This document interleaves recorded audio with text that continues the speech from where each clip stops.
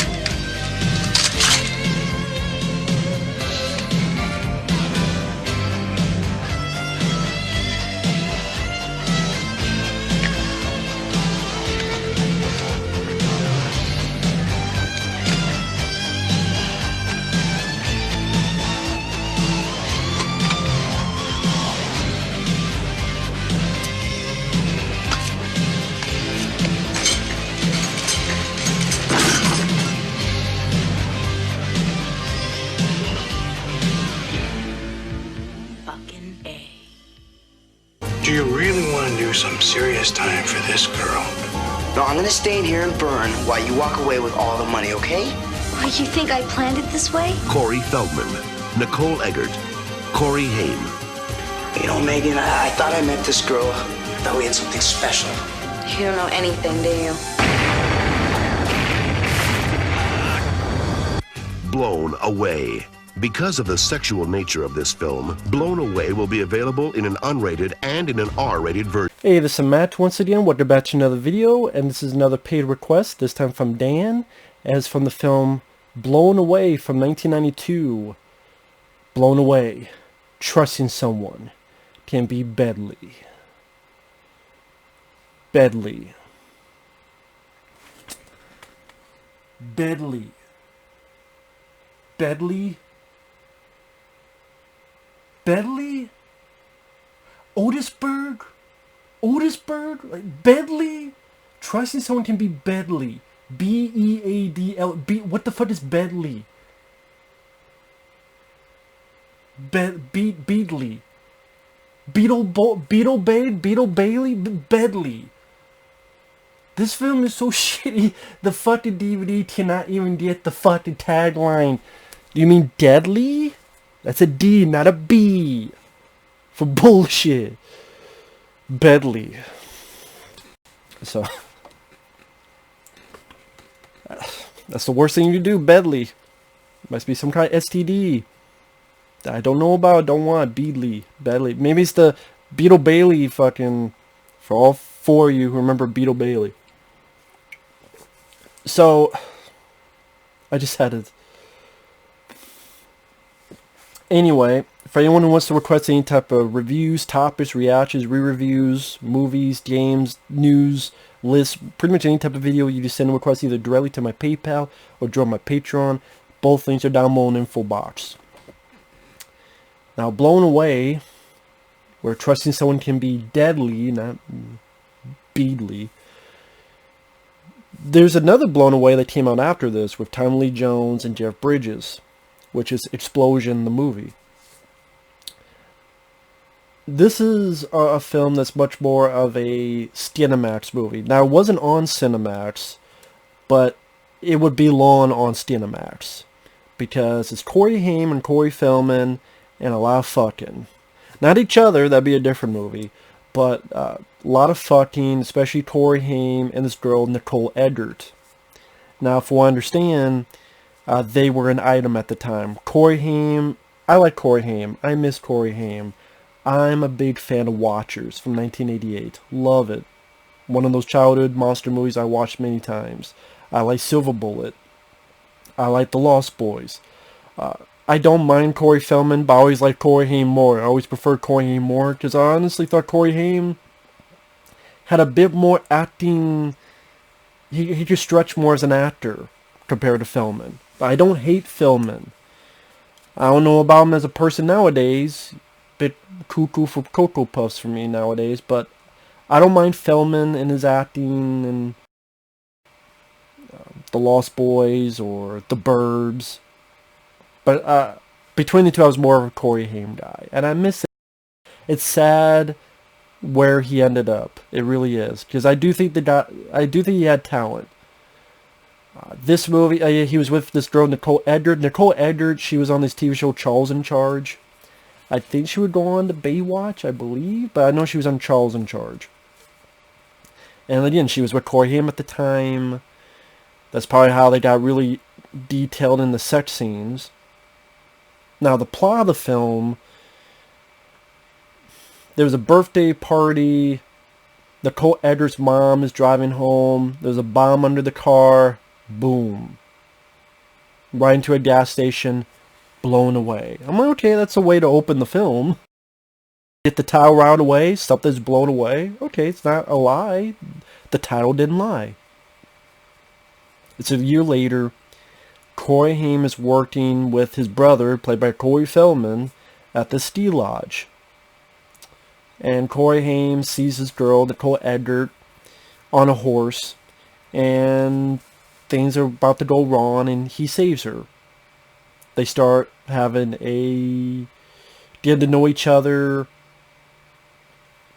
And the director at times is trying, like for instance, Haim and Feldman go to this party, and the director has this one long shot that's them entering the party, going around the party, amidst the party, a little bit outside, inside, all in one shot. Not too shabby. Not too shabby of a shot. Now, my issues with the film is I was never interested in a Corey Haim, Corey Feldman erotic sex thriller. That's something I just never cared to see. Just like I'm not... Granted, the movie's grown on me a little bit, but like when Bruce Willis did in Color of Night. That's not one of my favorite Bruce Willis movies. Stallone, almost like he wanted to do it with The Specialist. With him and Sharon Stone. I guess, But I would rather watch those than this, because... Okay, Stallone, Bruce Willis, they're action stars. A little bit more, I don't want to say believability, but like Corey Feldman, maybe because I grew up with them as kids, because I was a kid, so then see them in sex scenes is weird. I know it's stupid, but I don't know how else to put it. And I do think Corey Haim is doing a better job acting than Corey Feldman. Corey Haim, he's doing the best that he can with the material. There's some weird moments, like after sex with Nicole Eggert. He talks about how Corey Feldman killed his dog when they were kids. Because apparently the dad beat the shit out of Feldman and Corey Haim didn't do anything about it. So that led to Feldman killing their dog. That's some great after sex talk. Do you think that wasn't the talk before the sex? Feldman... I don't really buy him when he's trying to be sinister, or there's moments where, don't leave, I'm popping a chubby here. I just don't buy Feldman in that. And spoiler alert, well, okay, not yet. There's more sex in here than some Skinamax movies I've seen, and it's, I get it, Haim and Nicole Eggert were an item. And it's a lot of fucking, they're fucking here, they're fucking there, they're fucking everywhere. He walks in, she has this giant fucking duck covering her. I'm like, is he gonna fuck the duck? No, he fucks her. They have sex in the shower. He spills orange juice on her thighs. He starts licking her thighs. They're earlier going down on her. I'm like, Jesus Christ, I did, okay. If you're into Corey Haim fucking a lot, Nicole Eggert is beautiful. I'll give you that. She is beautiful.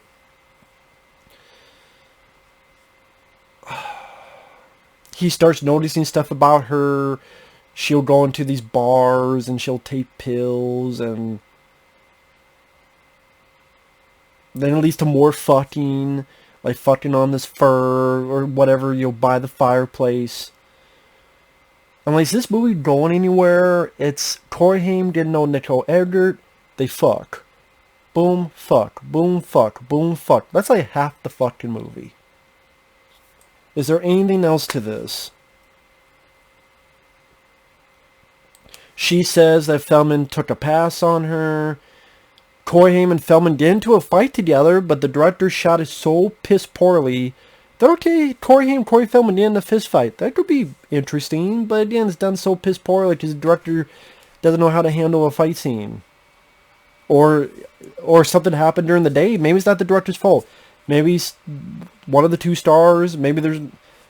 You think that fight could have been done better.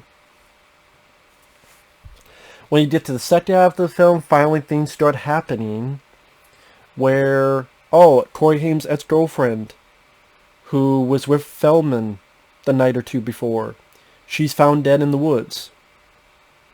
Then Nicole Eggert, she tried to kill herself, and she's in the hospital. And she keeps talking about how she wants to kill her dad. You get more sex. Even a sex scene where she's biting Corey Haim's hand, which I thought was weird. Ultimately, I don't know how the hell her or someone knows how to make bombs better than fucking Dennis Hopper and Speed. Puts a bomb in a motorcycle. Her dad and Corey Haim are riding on a motorcycle. The dad's bike goes off. Boom. Must not have been much of an explosion because it just flies. It's weird that there's one bomb later on that blows up the entire car in one bit, but here it's a bomb on a bike and it doesn't blow up the entire bike. It just blows up a chunk so that the guy flies off. You think it'd be like boom, the guy's instantly dead. No, that must have been a shitty bomb on that one. Corey Haim's trying to help him. He's like, it was you. Falls off the cliff.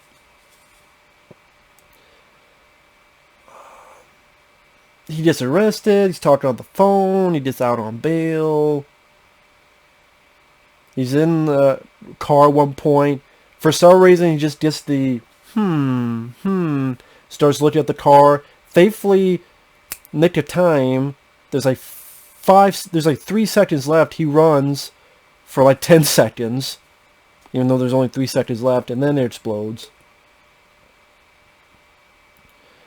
And the super twist, spoilers, the super twist, Corey Feldman and Nicole Eggert are a thing. I guess they were a thing the whole time? And I guess Corey Feldman killed Corey Haim's ex.